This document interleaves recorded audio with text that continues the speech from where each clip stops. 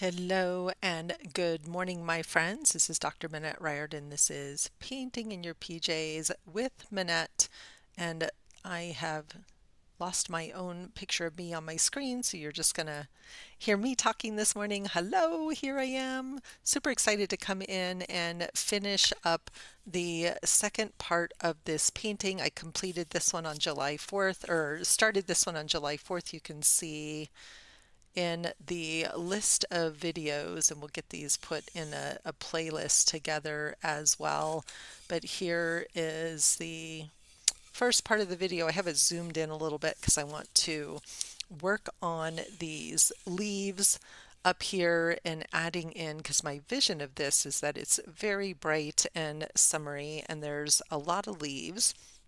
And so I'm going to start by mixing up a little bit of greens here and see where we can get to.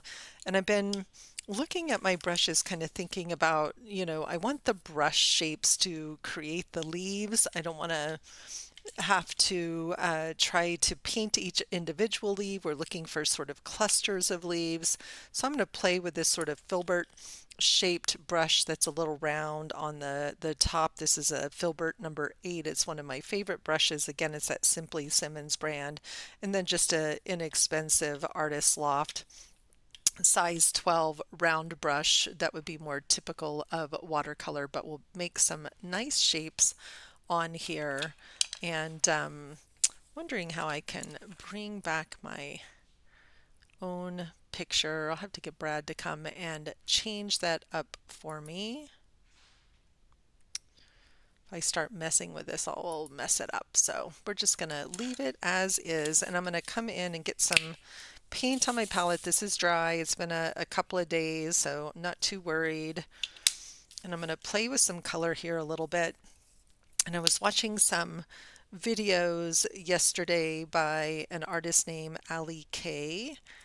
She has a fun membership called Fresh Paint, and I really like her style of loose brush strokes, and so I was really curious to learn more. So finally had some time to kind of dive in, and really enjoyed watching how she mixes paint as well. So if you're looking for sort of some step-by-step how-to and like a really loose style of painting, you might want to check her out. So I'm going to mix a little bit of my own green. I may add some other greens. The grasses down here are too grassy green for grasses, but maybe not for my leaves. So I'm going to just play with a little bit, but I loved watching how she mixed paint and how she used the different colors. And so I'm going to experiment on the leaves here. And again, remember, this is an intuitive process. And so once I have my materials prepared, it's nice to just stop for a moment, just kind of catch my breath, just really be here now in the moment. Grateful for the time and the space, grateful for the opportunity to share my gift with others. Grateful for the time and all the people who joined me on July 4th and for painting live. And happy to be here this morning with all of you and just kind of stop by and see what's possible here.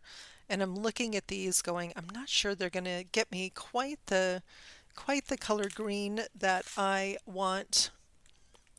So I might want to bring in a little bit darker blue as well. The Payne's Gray, if you're not familiar with Payne's Gray, it's one of my favorite colors.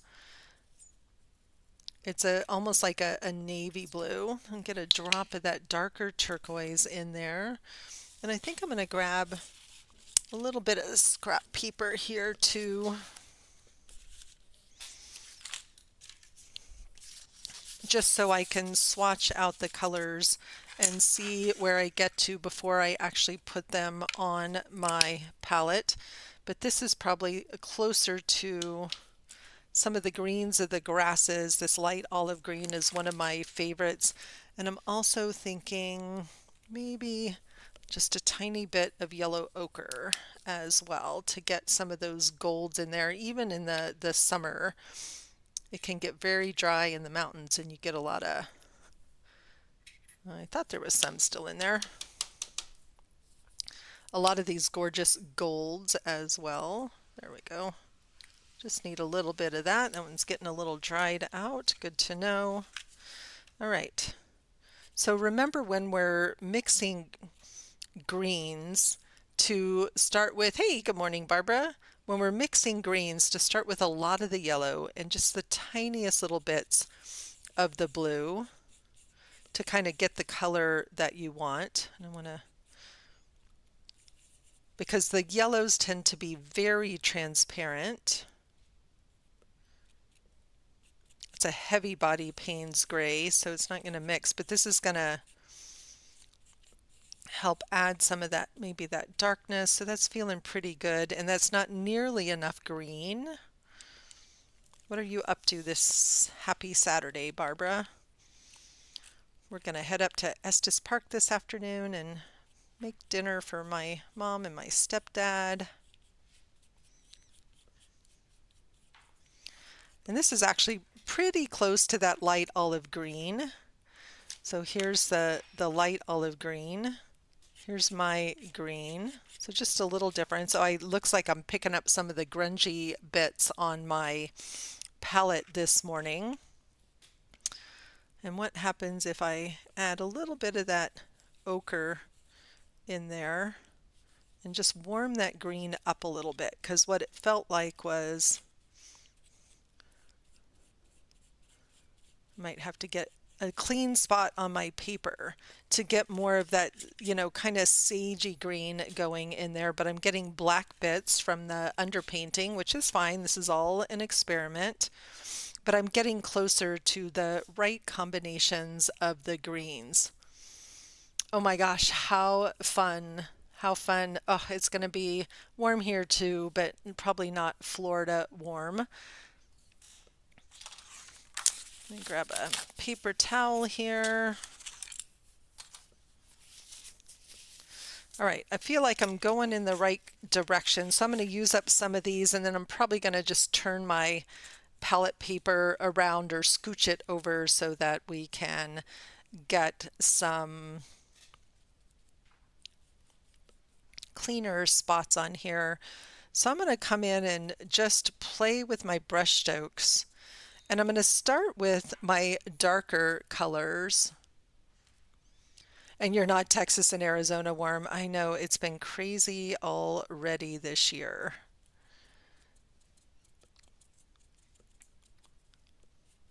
So I'm going to layer in some of these greens. And again, we want the colors in the background to be the darkest colors, and we're going to build up from those darks to those lights.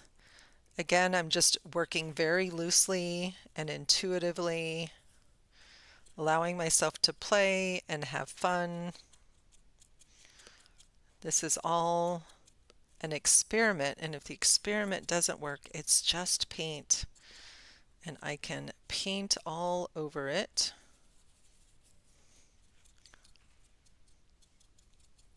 I'm going to get some down just a little. I'm liking it already with the leaves on there. I'm liking these sort of sagey greens in the background, and I definitely don't want to cover up all those pinks, bits of pinks in the background either, and yet I'm being mindful of not getting overly attached.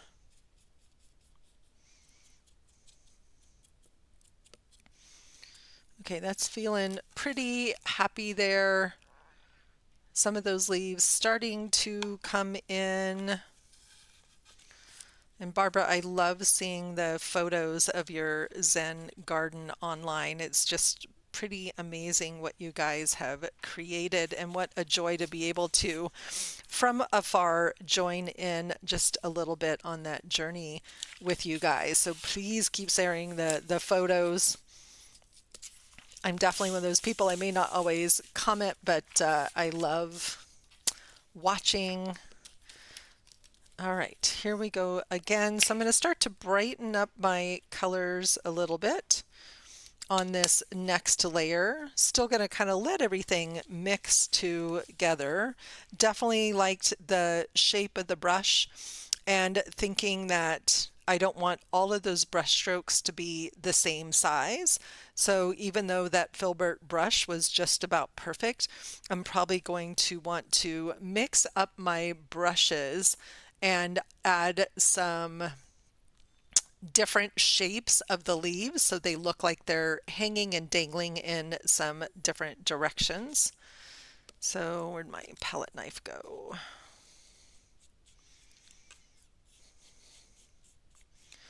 That might have been a little too much blue there. A little brighter. Let's get just a tiny bit of that Payne's gray. I think I'm just going to mix that olive green right in there. I'm learning to love mixing paint. When I first started painting, I was really pretty lazy about it, but it's actually become part of my own sort of mindful approach and process, and learning to make my art my own. So that feels like a good next lighter shade, is learning to love mixing my own paint and getting my own colors in there. And I think before I add this layer, I'm going to go ahead and hit this with my dryer.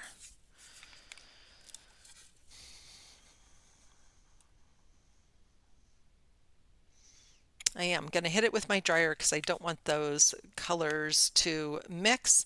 And I'm looking at it trying to decide. I really like these where it's even a little more dark. And I'm wondering if I want more dark in there. But no, I don't want too many leaves. And like I said the other day, I don't want to overwork this.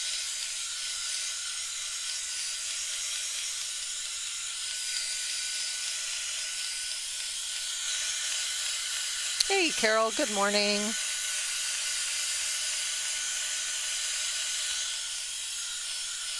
Yeah, mixing colors is just about experimenting, Barbara, and not being afraid to waste paint, right? It feels like we're wasting paint.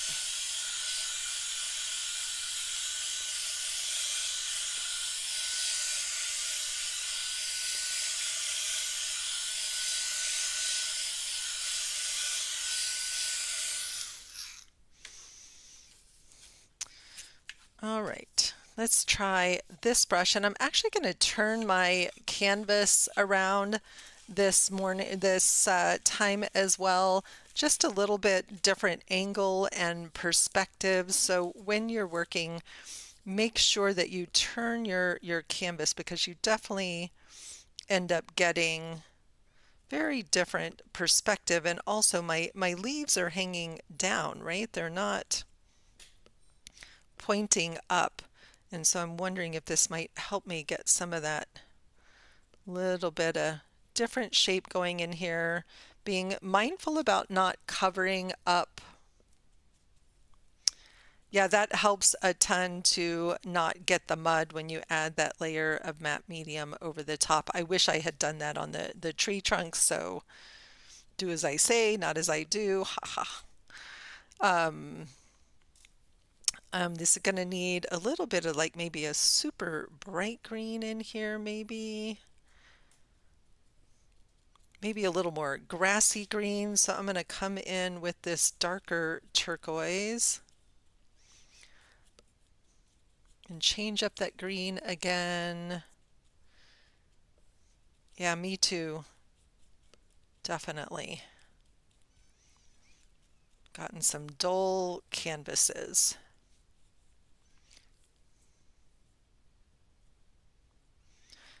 Notice how I'm just holding that brush very loosely and lightly at this layer here. And I'm just sort of tapping it down, letting the brush make the shape of the leaves. This is an abstract. You're looking at it, you know, trees off in the distance.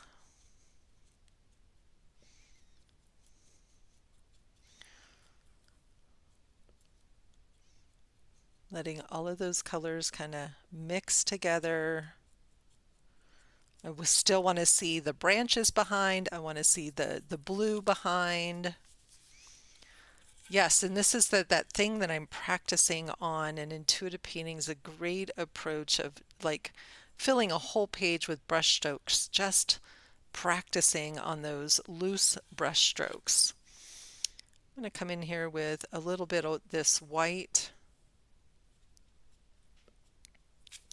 maybe a little more yellow, Monet-like, thank you. Just that, yeah. Trying to brighten that up, and I feel like I have way too much paint on my brush right now, and I don't really want to waste that paint, so I'm just going to take that palette knife and scrape that off because that's a big watercolor brush, right? It's very thick, it holds a lot of paint. What happens if we bring the palette knife in too big, too gloppy? It's like, okay, that's not it. But remember, everything is paint overable, fixable. So I'm just going to daub that off. Oh, look at that. The paper towel kind of brings in and sort of starts to move that together and add even a little more texture and looseness. Talk about happy experiments there. Again, that's that just trusting your own process. And now it kind of matches the bottom where I did some of that as well. So much of this is, again, just being willing to experiment. Being willing to experiment. Okay. And now we have some lovely happy leaves in our trees. Yeah, the paper towel worked great. Still see some of the other things. What's missing is even another little pop of really bright light in a few spots, whether that's, a more yellow green or a little bit of white. I'm not sure, so I'm going to let that dry up there for just a second. And I want to, I'm going to come in, I want some yellow flowers down here in the bottom of the piece. But because my colors here are very dark, I'm actually going to start with a little bit of white paint, put some white down, let it dry, and then I will come back and add yellow over the top of that because I really want that yellow to pop. And this is a very old frayed brush. It makes really great textury shapes. So don't throw away your old brushes, just find new uses for them. We have so many in the spring. The first flowers to bloom are always yellow, followed by purples of all kinds. And I always love the beautiful combinations of purples and yellows. But this painting wanted to be pink. I'm not trying to make it completely realistic. Definitely just get a little more color and texture in the foreground. And notice how I'm sort of moving the color around, so it's going to kind of pull our eye up and around as if the foreground is receding. Little bit of sun shining through, but remember I put the light, I need to bring that white back right here on the very fronts of the trunk. So the light is actually shining directly forward, so that light is also going to be right here, in the foreground tips of the leaves as well. So I'm going to bring some of these highlights back, and then I'm also going to add some more dark to our trunk as well. Better question. Yes. How would I paint sunrise or sunshine coming through the trees? I love that question. So if I wanted this to be a sunrise or sunset picture, I would start with those colors in my background instead of the blue, right? So you would want your underpainting to already be those colors of sunset or sunrise. And Then at the last, literally with a very probably long brush, you would want to have those rays kind of shining through. I would probably want to have a photograph of seeing what that looked like so I would have a sense of it to play. But the thing that would need to change would be the underpainting would need to be a very different color, not that blue. I would have gone in maybe with yellows, like if this was a sunrise photo through the aspen, that whole underpainting would have been the yellows and oranges. Great question. All right, I think I'm going to hit this with the dryer. Let's see. I'm going to get a little more of this primary yellow down here. And I'm going to keep the white in my brush, and I'm going to come in even with this same brush. Yeah, you're welcome. Great question. You know, I've never had any sort of formal training. This is all learned, and I can only just share what I have learned along the way too. But look what a difference it makes just to bring in some of these just little bits of yellow, as if the light is just hitting some of the tips of the flowers. That may be even a little more than I want, so maybe I'm going to just blend that even a little bit more.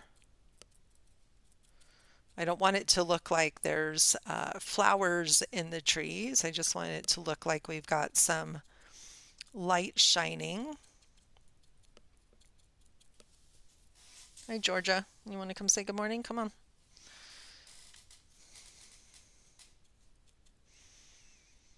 Okay, that's feeling better. Just letting that mix in just a little bit. And that's feeling very happy. Love it. Less detail is better. I probably could have done even more of the darks underneath. Now I'm going to come in and just add some little, that yellowy green, just right over the top of that white. It's okay if some of that white still shines through. There's still some green in my brush, but I just want it to feel like there's just kind of a field of wildflowers growing in around all of these sweet little aspen trees. I don't think I've ever painted aspen trees like this before, so happy practice, right? Good outcome.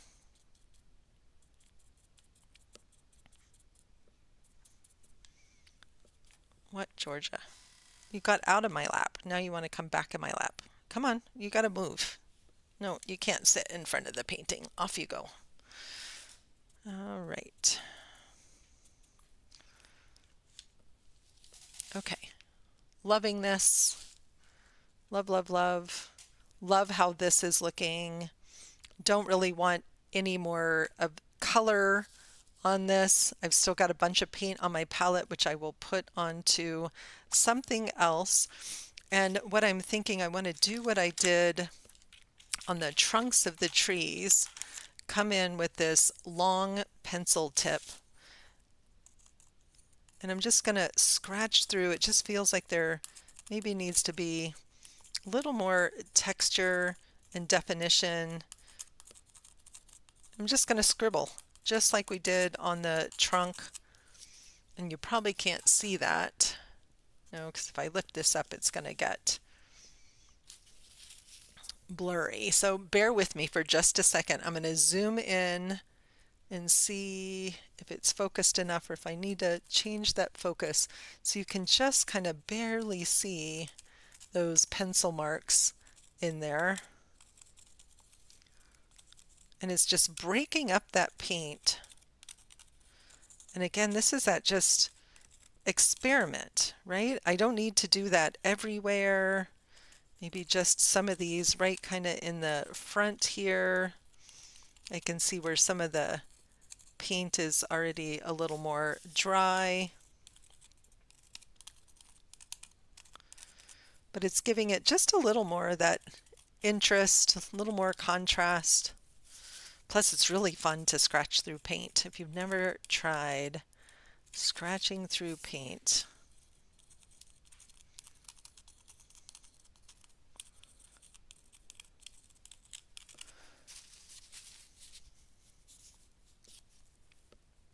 and I can even look in here and see up close on the camera when we zoom in, and maybe I want to even pop that blue out a little bit more, not adding blue, but maybe in just a few spots.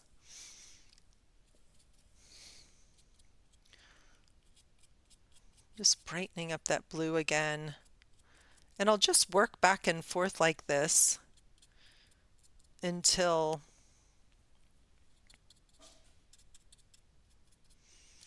I get it to a place that I'm really happy with it. George is getting into something over there. I don't know what.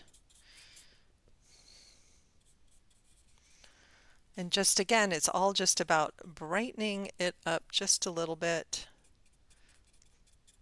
Looking for where, maybe some of these edges could get cleaned up around the trees.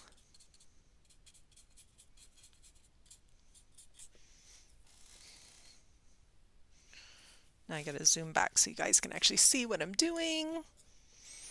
Oh, it's gonna be shaky for just a second. Bear with me. And I'm gonna zoom way out so now that you can see the whole thing and get a better sense of where we've been, where we're going.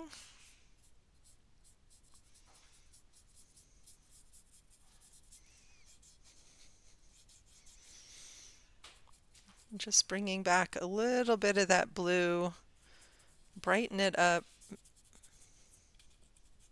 I don't know why, I'm just trusting that there were a few spots that we needed to just pull that blue back again. Yeah, when I zoomed out, it made a big difference, didn't it? And those pops of blue shining through, right, kind of give that, we can really see the brightness of the sky. So if you wanted this to be sunset colors or sunrise colors, it would be kind of that same thing, just bringing some of those little pops of color back again. And maybe even just a little more light in a few of those spots around the edges. What a fun experiment. I don't think of myself as a landscape painter or an abstract painter. Like I feel like I need some little critters sitting down in the trees and the bushes.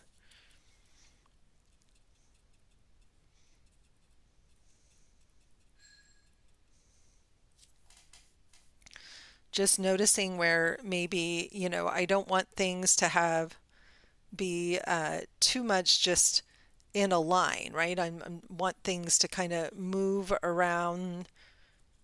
Flowers in the wild don't grow in straight lines. All right, that's feeling really good. And then the last step is I wanted to pop the black out dramatically on the trunks of the trees. I'm also need a little bit more maybe definition, or let's see. So maybe this needs to be just clearer that it's all trunk in there. And I love this pen. It's called a Fude Ball. It's slightly water soluble, but it's really liquidy. And I wanted a little more control than a paintbrush. Let me zoom in again here.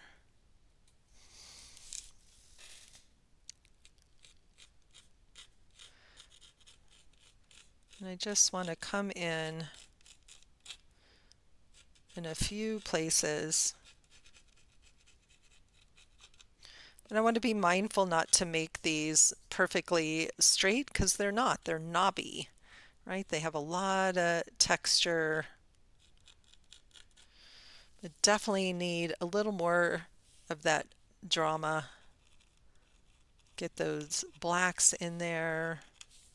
Bring some of those eyes back.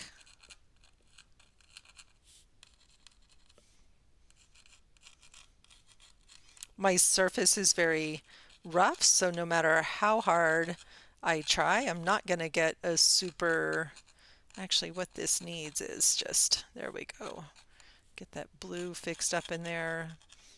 So very sketchy lines. Can let some of that kind of flow across.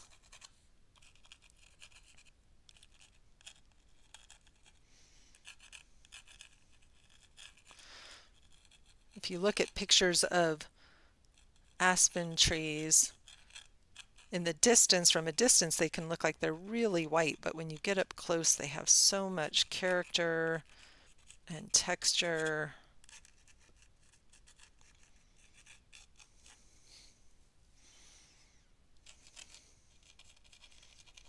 Okay, that's what this needed, was to make those trunks really stand out.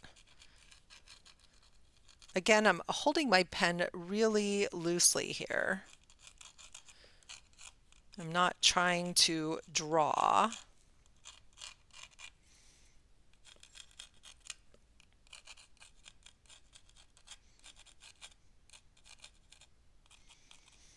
Even bring a little of that back. Just have those branches standing out, and now I feel like my trees have a lot more definition, and adding in the sketchy lines feels part of my personal style as well. Adding those sort of hand-drawn elements, I love that.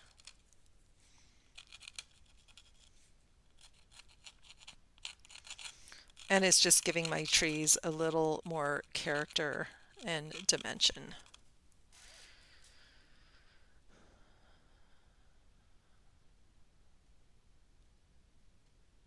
Exactly, right? Exactly. That was the whole point of this part, Carol, was to be able to make the trunks pop again. They were completely receding.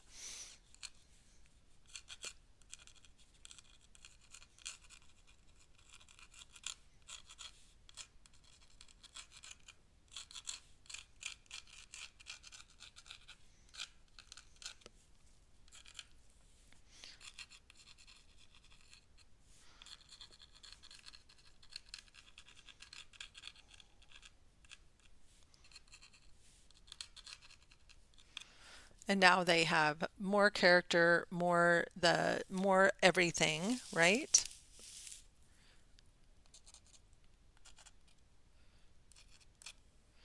You don't need a lot of anything.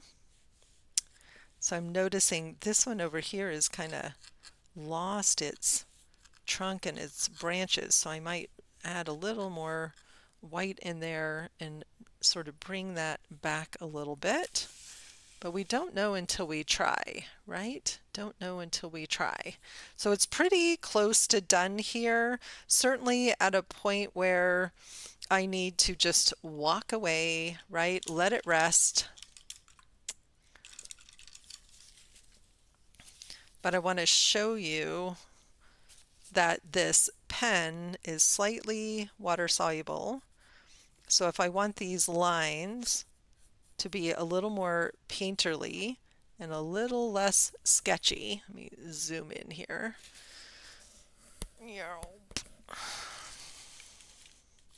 You can see I can come in and just with a little bit of water, I can soften up some of those lines.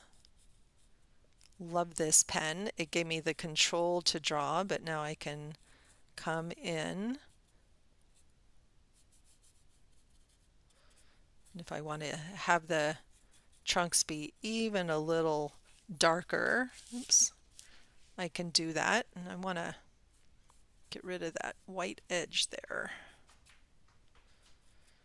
And I'm not going to do that on all of them, just a couple of these that are out here in the foreground a little bit. Notice how beautifully dark and black that gets when you add that little bit of water. So, look around your studio. You could have done this black with a Stabilo Marks All pencil, another one of my favorite tools, which I probably would have used if I'd had one sitting in front of me, but I'm literally just using what's on my table. What can I see? What can I grab? All right, now those trees. Yes, Fudeball, Fudeball. This is a Fudeball 1.5, and it's by a company, OHTO is what it says on the pen, Oto, and it's a Fudeball is the pen. Really fun one to play with.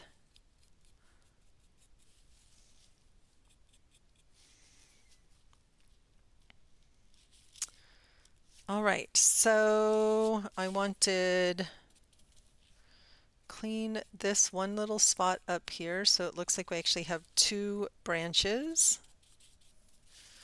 And then I want to come in on this edge and actually bring some of the tree back.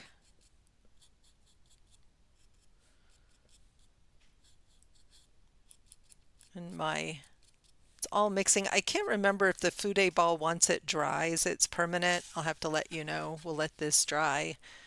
I almost stuck that in my coffee cup. Oh, just saved it in the nick of time. Okay, bear with me while we get a little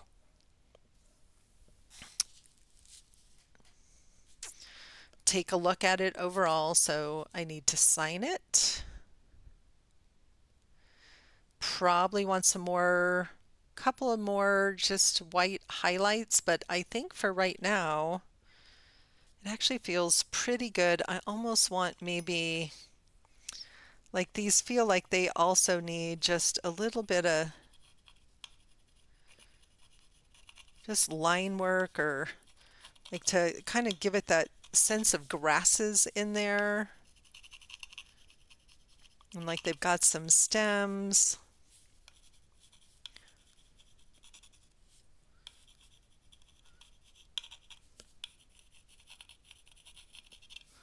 And you can't even see that from the distance, but you see it when you get up close to it.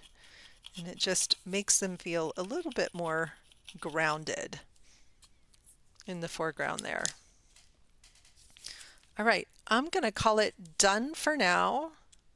I always say done for now because it never feels like it's going to be done forever, but it's feeling pretty done for now.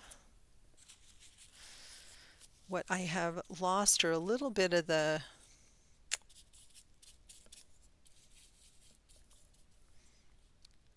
greens maybe mixed in, some of those yellows. Those will help them land a little bit better too, so they're not just kind of floating in all of that blue. A little darker in there up under the trees maybe.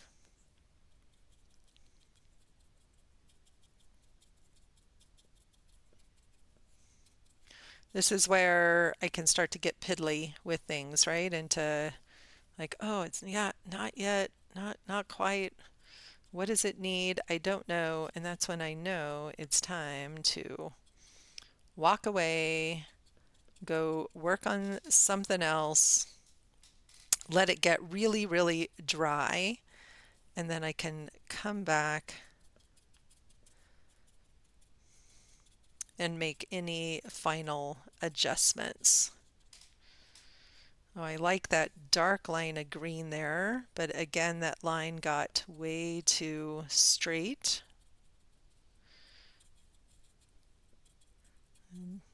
see if I can break that up a little bit. Okay. It did give it a little bit of a horizon line, didn't it? Just by adding those little bit of darks. I'm also really liking that little bit of dark up there in the trees, and so apparently it just needed underneath just a tiny little bit more of that contrast up in there. So it's not all just quite looking same, same, same.